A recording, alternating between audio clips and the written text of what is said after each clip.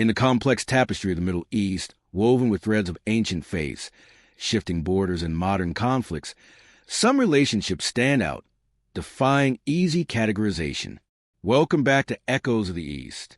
Today, we begin a journey into one such unique bond, the relationship between the State of Israel and the Druze community living within its borders. They share an Arab culture and language with their neighbors, yet unlike most, they serve in the Israeli military and have carved out a distinct, often lauded, place in Israeli society. How did this unlikely alliance come to be? What historical currents brought these two peoples together, forging a pact often referred to, rightly or wrongly, as a covenant of blood? To understand this unique relationship, we must first journey back centuries, to the very origins of the Druze people and their arrival in the lands that would one day become modern Israel. The Druze faith emerged in 11th century Fatimid Egypt, an esoteric offshoot of Ismaili Shirism. It was a radical reinterpretation of the Abrahamic faiths Judaism, Christianity, and Islam blended with Greek philosophy and even Hindu influences. Central to their belief is a profound monotheism, viewing figures like Jethro, Moses, Jesus, and Muhammad not as founders of separate religions, but as successive messengers of the same divine truth. They hold wisdom and justice in high regard, even venerating figures like Socrates and Plato. Unlike the faiths from which it sprang, the Druze religion quickly closed its doors. After an initial period of proselytizing, around the year 1050, the community became closed to outsiders. Conversion is impossible. One must be born Druze. This decision, rooted in their belief in reincarnation a euro, the idea that everyone alive today had the chance to join when the faith was first revealed a euro, fostered a deep sense of communal solidarity and secrecy. Their most sacred texts and teachings are reserved for the initiated, the ukkel or knowers, while the majority, the juhul or ignorant ones, follow the traditions passed down through generations. This secrecy has often led to misunderstanding, but has also been key to their survival as a distinct group through centuries of turmoil. From Egypt, the early Druze communities migrated north, settling primarily in the mountainous regions of what are now Lebanon, Syria, and northern Israel Euro, particularly the Galilee and Mount Carmel. For centuries, under Ottoman rule and later the British Mandate, these communities maintained their unique identity, often living in relative autonomy in their mountain strongholds.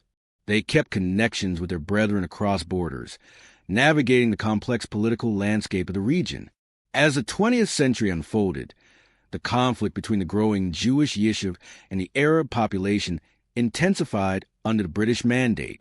Most Druze communities in Palestine, however, largely remained on the sidelines. They were Arabs, culturally and linguistically, but their distinct religious identity and historical experiences set them apart from the rising tide of pan-Arab nationalism. Then came 1948. The British Mandate ended. The State of Israel declared its independence, and war erupted. This was a pivotal moment, a crossroads for the Druze community within the newly defined borders of Israel.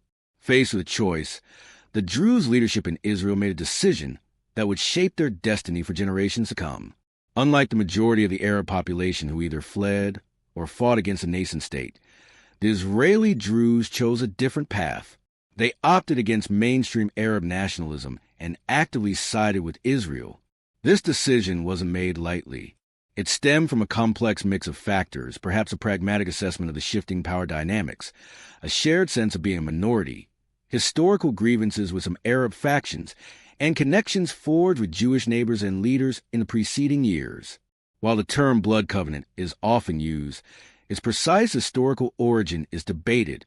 What is undeniable is that in the crucible of the 1948 war, a fundamental alliance was forged. Druze fighters actively participated alongside Jewish forces, defending the new state.